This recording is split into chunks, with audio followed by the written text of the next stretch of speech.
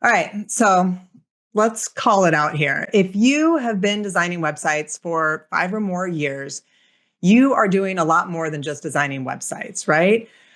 You are actually doing a lot of strategy in your client work. You're talking clients through what should be on their homepage. You're helping them design user flows through the website. You're adding hierarchy to their calls to actions. And you're probably even helping them troubleshoot marketing gaps, right? So we do a ton as designers, and we all know it in this room. We do a ton as designers that is more than design. My point in this presentation is we need to start getting paid for it. That's the way forward here.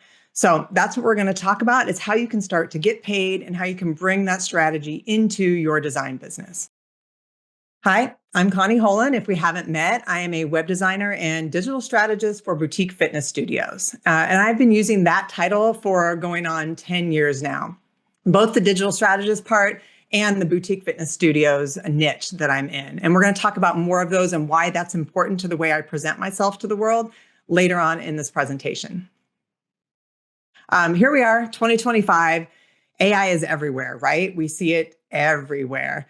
Clients are starting to use it and consumers are starting to use it, but it is definitely shifting. You and I both know right now that design with AI is not great. But I will tell you, it doesn't take a huge imagination to see that it's going to get pretty good at some point, right? That's where this is all heading. So I don't think we're too far away from clients feeling like they don't need to pay for design. However, the flip side of this, and if any of you are playing around with AI tools right now, you know this. I've been doing this too. Those inputs are harder than they look, right? The inputs that you put in to get the output that you have pictured in your mind, that's a skill, and it's a hard skill. We're all probably trying to master that right now, but I will think that I think that clients or end consumers probably are not ever going to master that skill, right? If you've ever walked a client through Googling something, you know exactly what I mean. With the era of AI that we're in, clients are going to be more and more aware of the inputs that are going into projects. And that's a good thing for your web design business, because one of the struggles we all have as web designers is jumping that production profit gap, right? If you are just a designer and you are selling Squarespace websites with X amount of pages, your profitability limit is capped at how much time it takes you to build a page and how many pages are needed, right? However, as a consultant, if you are wrapping in consultant skills and strategy into your web design projects, that ceiling no longer applies, right? We can charge a lot more. So in my opinion, selling strategy is how we're going to stay relevant, how we're going to stay future-proof, how we're going to charge more for our businesses. We're going to have easier close rates, smoother client communications. And in my personal experience, we're going to enjoy the work more. Okay, so how do you communicate that value that you bring to your web design projects? In my experience, niche positioning is the easiest way to do that and to unlock strategic sales in your web design business. Clients pay more for experts. It's easy to sell strategy when the client feels that you know their industry better than they do, or they feel that you know their industry better than they can explain it to you, right? How do you do that? How do you signal that you are an expert in their industry? Here's some of the ways that I've found to do that. Getting listed in specific industry directories. That also actually helps your SEO as well. The big one for me has been finding partnerships with adjacent brands. And so in my industry, in the boutique fitness world, that's a lot of studio scheduling software. So you see Mariana Tech and MindBody there. I'm preferred partner, a business consultant, certified business consultant with them. Getting those badges, getting those partnerships not only ends up bringing referrals your way, but it also shows that you understand their industry and you understand all the software that they're using, not just for their website. My body of work is also really industry specific. So every blog post I've created, every webinar, PDF, podcast episode, everything that I create, or my portfolio for sure, it's all industry specific. You won't find anything that's not a boutique fitness studio or wellness studio in my portfolio. So just curating the content that you create and making sure that it, everything ties back to that target market has been really good. Really good way to position yourself. Okay, so let's talk about the real like tangible ways that you can lead with strategy in your design business. I recommend shifting that conversation early. So the very first touch point you have with the clients, whether it's your discovery call, you're emailing them, the intake form that you have on your website, start asking things like, what business goals are you trying to achieve? What marketing has worked for you in the past to bring traffic to your website? Just so you know that you have the best interest of their overall business in mind. I also recommend titling process steps intentionally. So if you have a kickoff call, maybe on your sales page for your package, you say step one is we have a kickoff call, project kickoff call. Title that, rename that a kickoff strategy call, just so they know that, they see that woven into your process. Okay. Another way that you can really practically add strategy to your web design business is to package strategy inside your offers. So if you do, a sitemap plan, but you regularly pay attention to, the latest SEO research, well, your sitemap plan is going to be influenced by SEO. So call it an SEO advised sitemap plan. If you find yourself giving content feedback, like we all, right, give content feedback, whether we charge for it or not, clients always have questions about, is this headline good? What should I put here? If you provide that, you find yourself providing that on almost every project, go ahead and list it as something, a deliverable that you do, and own it and step into it. Here's an example from my own business. I found myself having a lot of clients that were opening brand new studios. So they had a studio grand open date months in advance. They knew they needed a website. That was about it. So as you can imagine, those projects lasted a lot longer than my normal projects. So I started to, resent those projects. Reason being is I was not charging for that extra work, that it was a phased rollout. And they had a lot more questions than an existing studio who was just getting a new website, right? So that's how this Fresh Fit website package was born. Out of that, I saw the need for them to have more strategy, have a longer runway, get access to me for those questions. And I stepped into the leadership role. This package is really easy to sell now for a new business because it's exactly what they need. They get me and my, strategy inputs along the way. So look at your own business. If you find yourself, there's a certain project type that you find you're kind of resenting because you feel like you're giving more than they're paying for, create a new package and actually lean in and say, yes, you do get all of this stuff, and then charge for it. Okay, another way that you can do it is you can create a standalone strategy offer that leads to your core services. So things like brand voice or brand messaging development, brand design is often used like this. I did for a while a pricing structure consultation. So I had a lot of clients who would come and, when we talk about what's on their pricing page, they'd be like, I don't know, what should I put on my pricing page? Are my prices even accurate? How do they look compared to other clients that you have? So I partnered with another consultant and offered them, to work with them to do a pricing consult session to map out their pricing structure.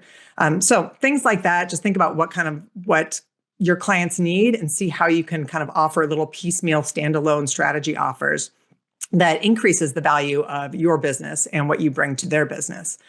Here's another example from my business, my sitemap and search strategy package.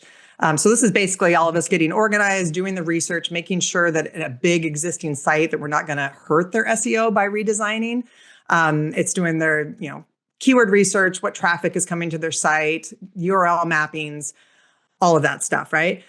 This is one of the first things that I do on a bigger website package already. So I just pulled that out of my bigger website package, packaged it in its own little standalone offer, and then put a sales page out for it.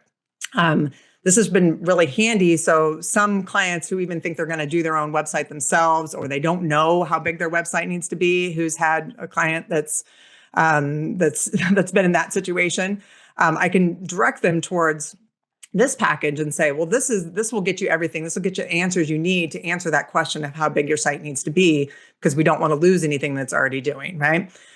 So then they can do this. It's, a cheaper price than the bigger package, and then they can roll into the design package that they want, or they can take it and take it to another designer. But it's been a really nice way to separate out what I do on bigger projects already, detail it for the clients, and show all the strategy that does go into a bigger website project. And then people can buy it on their own. So look in your own process, look for those elements that you could pull out that lead into the rest of your service, but that you could pull out and actually put on your website to show that you do strategic work outside of design work. Okay. So then we get back, all of this really comes into how you communicate yourself, how you communicate with clients, how you present yourself. One thing that you can do that will really help you on discovery calls, also when you're typing emails out, is to practice phrases that communicate that strategic value. You can practice in the shower, you can practice on the treadmill, wherever it is that you need to just get these like flowing in your head and coming out naturally. Some of my favorite ones that I find myself saying a lot are, let's see what the data can tell us. And so I would recommend getting really comfortable with just a couple tools. Squarespace Analytics and Google Search Console are my go-tos. And so if you ever get a question from a client, or you need to do a little more research, you can pull this out. You don't have to know the answer right away, but you can say, let's see what the data can tell us. And then you can go reference that tool. Clients love this. They love knowing that there's data backing up the design decisions. So this will absolutely help position you as that strategic consultant that's in their corner. Another phrase that I like to use a lot is what most clients do for that, or what most clients do to solve that problem. This brings just very naturally up my expertise that I have worked with other clients like them. It also helps me be a consultant, be prescriptive, and give them options for solving the problem, whatever problem that they have on their website or question that they have on their website. So what most clients do, you're not answering their question for them, but you're presenting information for them to learn from your experience. Client calls, whether they're discovery calls, whether they're feedback calls, they are an opportunity to lead. All right, so the process. So how we operationalize strategy in our micro agency, the process-wise. One of the really helpful things that we've done is I've created assets over the years. Probably the most valuable asset I've created is my content workbook. I'm actually working on updating this right now with AI prompts, because clients are going to use ChatGPT, whether you want them to or not. So you might as well give them good prompts to use it. That's the way I think. I also have just some random checklists that I create anytime I'm working with a client when they have a specific challenge. These are just really handy to have if you're, talking to a client who's, say that branded touch points checkpoint. Maybe, a client is changing their brand name. Okay.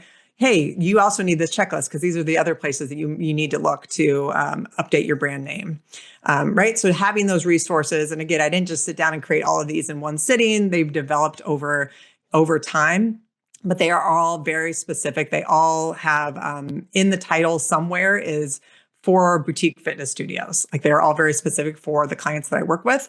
All right, client project briefs is another way that I make sure that my team is on the same page with the overall client's goals. So I do a discovery call with the client. They fill out a brand questionnaire, and then I take those two things and I add in my own input, given my industry experience and working with other clients. And I put that in kind of a mini client project brief that goes in Asana in the client project. So everyone, whether it's a VA, designer, copywriter, everyone that's creating for that business sees the overall goals of the business, not just the deliverables that they need to do. So that's been, I think, real handy in keeping everything focused on those goals. And again, I often repeat those goals back to the clients as well. Good notes help you repeat back strategic goals and review calls. I do take very good notes on my clients, personally, only because I could be working with 2 or 3 yoga studios at any given time. And it's very easy to get them confused when you're on calls. And that was like a big fear of mine. So I do take very good notes on each client. The side product of that has been that I have written in front of me when I'm talking to them what they've said their big business goals were in previous calls. And so I have found that repeating that back or bringing that back into the conversation really just makes them feel like they're in good hands. It makes them feel like every design decision that we're making is going back to those goals. And we get, it allows us not to get stuck on, that specific shade of color or, even that specific font, right? So then some of the Squarespace tools that we use in that process as well, our internal template is another asset that has been game changing as far as efficiency at Pixality Design. So we have a master Squarespace template. It's got multiple different section layouts that coordinate with the content prompts in that content workbook. We do design from scratch sometimes too, but this really having this like master Squarespace template that we start all projects from helps us reuse some of those sections that we commonly use for a lot of different clients. So that's been really handy. And the Save Sections tool, now that we can save sections between projects, has been one of the best, I think, one of the best features Squarespace has come out with in recent years. We also have a code bank in our Asana project that has code customizations that we've developed over the years, many for all the different third-party softwares that we work with. Again, helps to be in the same industry because we work with the same softwares a lot. And then like common goals. I know that studios always want an extra special way to promote their intro offer. So we have some extra customizations created in that code bank that we can plug and play as needed based on the client's goals. We also have written templates for SEO titles, descriptions, schema markup that the client or that our team members can just pull from if they're in charge of doing the SEO for that website. So a lot of that, obviously, it's been written, it's been approved by me, review it regularly.